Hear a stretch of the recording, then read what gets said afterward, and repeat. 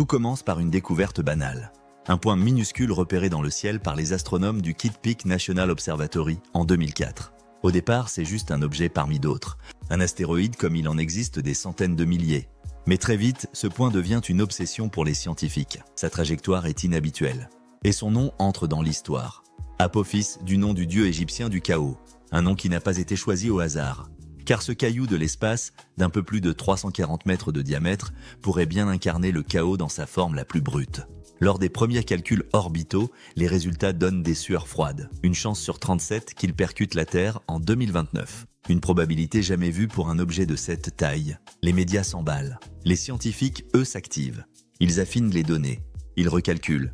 Ils observent. Ils utilisent les télescopes terrestres, les radars planétaires, les supercalculateurs. Et ce qu'ils découvrent ne calme pas les esprits. Oui, Apophis passera tout près. Très près, à seulement 32 000 km de la surface terrestre. C'est moins que l'orbite des satellites géostationnaires, moins que la distance de nos satellites météo ou télécom, moins que ce que l'humanité appelle l'espace sécurisé. À cette distance, Apophis frôlera notre planète dans un silence terrifiant. Il sera visible à l'œil nu, brillant dans le ciel comme une étoile filante qui prend son temps. Il ne touchera pas la Terre, pas en 2029. Mais il passera si près que la gravité terrestre modifiera sa trajectoire. Et c'est là que les choses deviennent sérieuses. Car ce passage va créer un effet dit de trou de serrure gravitationnel. Si Apophis passe par une certaine zone précise, large d'à peine quelques centaines de mètres, alors sa trajectoire future pourrait l'amener à frapper la Terre lors d'un retour ultérieur, en 2036 ou en 2068. Une infime fenêtre de danger, mais une fenêtre réelle. Alors les scientifiques scrutent, modélisent, anticipent. La NASA, l'ESA, les agences japonaises, chinoises, russes, tous collaborent, partagent leurs données. Car Apophis est devenu un test grandeur nature. Un test de notre capacité à prévoir, à réagir, à protéger notre planète. Et jusqu'ici, bonne nouvelle. Les nouvelles mesures, plus précises, excluent quasiment toute possibilité d'impact futur. Mais le suspense reste entier jusqu'au survol de 2029. Pourquoi une telle obsession pour un astéroïde de 340 mètres? Parce qu'il est juste assez grand pour provoquer un désastre colossal. S'il touchait une zone terrestre, l'impact serait équivalent à plusieurs dizaines de mégatonnes. Il ne s'agit pas d'un événement d'extinction globale comme celui des dinosaures, mais d'une destruction régionale totale. Une ville entière rayée de la carte. Un tsunami s'il frappe l'océan. Des perturbations climatiques, économiques, humaines. Et surtout un avertissement brutal, nous sommes vulnérables. Mais Apophis, c'est aussi une opportunité. Jamais dans l'histoire moderne un astéroïde aussi gros n'a été observé d'aussi près, en toute sécurité. C'est un laboratoire volant, un objet céleste que nous pouvons étudier comme jamais auparavant. Et déjà plusieurs missions sont en discussion pour accompagner Apophis lors de son passage. Une sonde d'observation, un drone spatial, un atterrisseur expérimental. Pourquoi? Parce que comprendre Apophis, c'est comprendre les astéroïdes. Et comprendre les astéroïdes, c'est se donner une chance de survie sur le long terme. Car Apophis n'est qu'un parmi d'autres. D'autres objets de taille similaire ou supérieure traversent notre système solaire. Certains sont connus, suivis, catalogués. D'autres ne le sont pas encore. Et certains ne seront détectés qu'à la dernière minute. C'est arrivé en 2013, en Russie, avec la météorite de Tcheliabinsk. Un objet bien plus petit qu'Apophis, mais qui a explosé dans l'atmosphère avec une force équivalente à 30 fois la bombe d'Hiroshima. Sans prévenir, sans laisser le temps de réagir. Face à cela, l'humanité se réveille. Des programmes comme DART, menés par la NASA, ont prouvé qu'il est possible de dévier un astéroïde. En 2022, la mission a réussi à modifier la trajectoire de Dimorphos, une lune d'astéroïdes, en l'impactant volontairement. Une première mondiale. Un test crucial. Et un message, on peut agir, à condition de s'y prendre à temps. C'est là que réside le vrai défi. Le timing. Plus on détecte un objet tôt, plus on a de chances de le détourner. Mais cela exige des moyens, des télescopes spécialisés, des sondes d'observation, une coordination internationale. Et surtout une volonté politique, car les budgets de protection planétaire sont encore minuscules par rapport aux enjeux. Pourtant, il s'agit là de la survie de notre espèce. Apophis nous rappelle que nous vivons sur une boule de roche suspendue dans l'espace. Et que l'espace est tout sauf vide. Il est rempli de dangers invisibles, silencieux, mais bien réels. Chaque astéroïde, chaque comète, chaque débris cosmique est un rappel brutal de notre fragilité, mais aussi de notre intelligence, de notre capacité à comprendre, à anticiper, à réagir. Et c'est ici que je te le dis, si tu veux suivre ce genre de format et découvrir d'autres histoires incroyables sur notre univers, pense à t'abonner.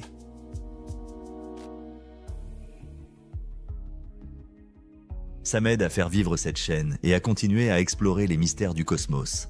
Merci à toi. Le passage d'Apophis ne sera pas qu'un événement scientifique. Ce sera aussi un phénomène médiatique, visuel, émotionnel. Des millions de personnes lèveront les yeux vers le ciel pour l'apercevoir. Pas dans un télescope, pas à travers un écran, mais à l'œil nu, comme une étoile mobile traversant le ciel nocturne. Une apparition rare, une occasion de ressentir physiquement la présence du cosmos. Imagine, tu es dehors un soir d'avril 2029, le ciel est dégagé. Et là, un point lumineux traverse lentement l'espace au-dessus de ta tête. Tu sais que ce n'est pas un avion, pas un satellite classique. Tu sais que ce que tu regardes, c'est un astéroïde de plusieurs centaines de mètres. Un rocher qui pourrait raser une ville entière, mais qui cette fois ne fera que passer, tranquillement, à quelques milliers de kilomètres. À l'échelle cosmique, c'est un frôlement. Et cette proximité soulève une autre question. Et si un jour, un autre Apophis ne passait pas à côté, mais visait directement? Que ferions-nous? Serions-nous prêts? Ce n'est pas une fiction. C'est une hypothèse sérieusement envisagée par les scientifiques. Et pour s'y préparer, il faut plus que de l'observation. Il faut des scénarios, des plans d'urgence, des simulations, des tests concrets. C'est pourquoi les agences spatiales envisagent d'utiliser Apophis comme un banc d'essai. Pas pour le dévier, il ne représente aucun danger imminent, mais pour apprendre à interagir avec lui. S'approcher, le suivre, l'analyser de près, peut-être même poser un engin à sa surface. Car chaque mission de ce type nous rapproche d'une future capacité de défense planétaire. Apophis est un révélateur. Il révèle la dynamique complexe entre la science, la politique, les médias et le public. Quand une menace potentielle est détectée, comment réagit-on? Combien de temps faut-il pour obtenir des fonds, des autorisations, une réponse coordonnée? Quels sont les seuils d'alerte? Qui décide? La NASA? L'ONU? Un pays seul peut-il prendre des mesures pour tous? Ces questions sont réelles et Apophis oblige à y répondre. En parallèle, il y a aussi un enjeu technologique. Car comprendre Apophis, c'est aussi comprendre la mécanique de l'espace. Lors de son passage, sa trajectoire sera influencée par la gravité terrestre, mais aussi par sa forme, sa rotation, sa densité, la lumière du Soleil. Tous ces facteurs interagissent, et les scientifiques espèrent pouvoir mesurer ces effets avec une précision inédite. Par exemple, le phénomène de Yarkovsky, un effet thermique qui pousse lentement les astéroïdes dans l'espace en modifiant leur orbite. Cela paraît infime, mais sur plusieurs années, cela peut changer radicalement leur trajectoire. Étudier ce phénomène sur Apophis permettrait de mieux prédire le comportement futur d'autres objets menaçants. C'est du calcul, de la physique, de l'ingénierie, mais aussi de l'anticipation. Car le vrai danger, ce n'est pas ce qu'on voit venir, c'est ce qu'on ne voit pas. Des astéroïdes passent régulièrement à proximité de la Terre sans avoir été détectés à l'avance, parce qu'ils arrivent depuis la direction du Soleil, parce qu'ils sont petits, sombres, rapides. En 2019, un astéroïde d'environ 100 mètres a été repéré seulement 24 heures avant de frôler la Terre. Une échelle bien inférieure à Apophis, mais largement suffisante pour faire des dégâts majeurs s'il était tombé.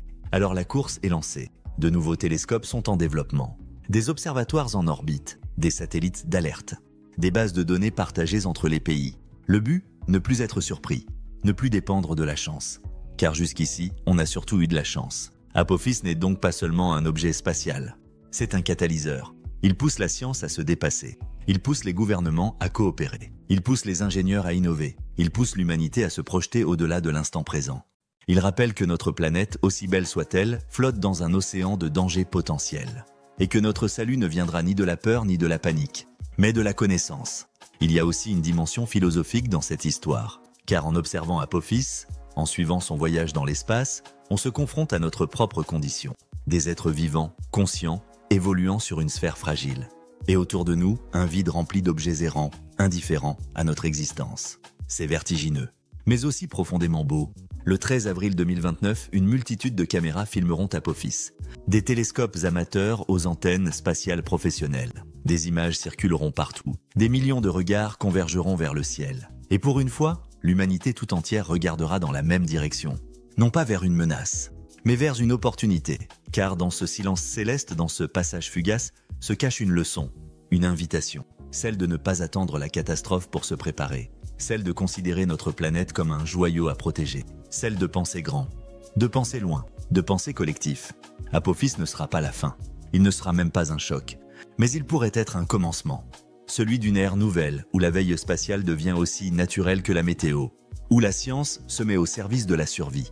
Où l'espace n'est plus perçu comme une menace, mais comme un territoire à comprendre. Et peut-être que dans quelques décennies, quand un autre objet s'approchera, on n'aura plus peur, parce qu'on saura quoi faire. Parce qu'on aura appris d'Apophis.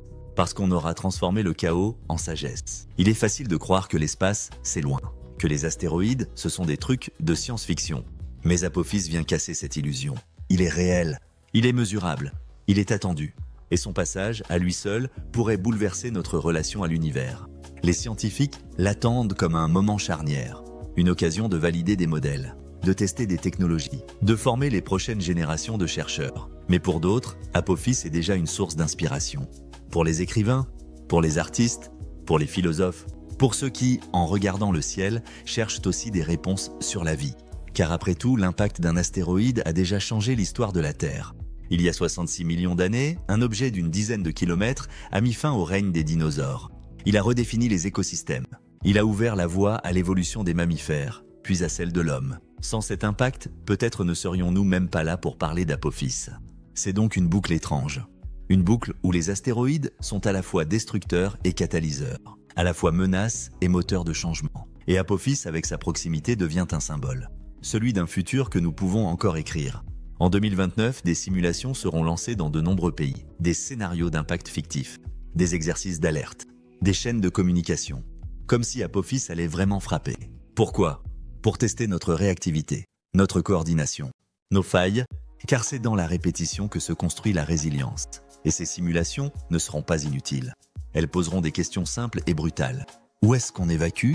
Comment prévient-on les populations? Quels sont les premiers services mobilisés? Quelles zones seraient touchées? Quelle serait l'ampleur des dégâts? Et surtout, combien de temps avons-nous? La vérité, c'est que face à un vrai danger, il n'y aura pas toujours plusieurs années. Parfois, ce seront quelques semaines, quelques jours, peut-être même moins. Et c'est là que les décisions devront être prises rapidement, sans hésitation, sans improvisation. Apophis est donc une répétition générale, un avertissement sans frais. Et c'est peut-être ce qui en fait un événement aussi unique, parce qu'il nous donne une chance de regarder en face nos limites, une chance de prendre de l'avance, une chance d'unir nos compétences, au-delà des frontières, des cultures, des idéologies. Imagine un instant que l'humanité tout entière se mette d'accord, que les ressources soient mutualisées, que les scientifiques travaillent main dans la main, que les décideurs prennent les bonnes décisions au bon moment. Imagine ce que ça donnerait, pas seulement pour les astéroïdes, mais pour tout le reste, le climat, l'énergie, les pandémies, les conflits. Apophis n'est pas qu'un caillou dans l'espace, c'est un miroir. Et ce qu'il nous renvoie mérite d'être vu. Pour les plus jeunes, ce sera peut-être un premier contact avec l'espace réel. Pas celui des dessins animés ou des films, mais celui des faits, des lois de la physique, de la gravité, des trajectoires, des probabilités. C'est l'occasion d'apprendre, d'éveiller des vocations, d'inspirer. Et dans ce ciel du 13 avril 2029, il y aura peut-être un enfant qui lèvera les yeux, qui posera des questions, qui voudra comprendre. Et qui, quelques années plus tard, deviendra astronome, ingénieur, astronaute. Parce qu'Apophis l'aura touché. Non pas physiquement, mais intérieurement. Il y aura aussi des sceptiques, des complotistes, des gens pour dire que tout cela est exagéré ou inventé. Mais peu importe, car les faits sont là, les calculs sont là, et surtout les outils sont là. Le ciel ne ment pas, il ne triche pas, il ne manipule pas, il suit ses lois, et c'est à nous de les comprendre. L'espace est immense, inimaginable, mais chaque astéroïde, chaque comète, chaque fragment qui nous frôle est une piqûre de rappel. Nous ne sommes pas seuls dans l'univers, pas seuls en tant qu'espèce, mais pas seuls dans notre trajectoire. Il y a d'autres corps, d'autres masses, d'autres vitesses, et à tout moment, les trajectoires peuvent se croiser. C'est pour cela que la veille spatiale devient cruciale. C'est un bouclier invisible, une vigilance constante, un réseau de capteurs, de calculs, de modélisation, pour ne plus être pris par surprise, pour anticiper, prévoir, agir. Et tout ça commence maintenant, pas en 2029, pas quand Apophis brillera dans le ciel. Maintenant, aujourd'hui, parce que la vraie question n'est pas « est-ce qu'un jour un astéroïde frappera la Terre ?» La vraie question, c'est quand. Et surtout, serons-nous prêts? Cette vidéo, ce message, tout ça existe pour t'aider à voir plus grand, à regarder au-delà du quotidien, à t'intéresser à ce qui se joue au-dessus de ta tête. Merci à toi, à bientôt.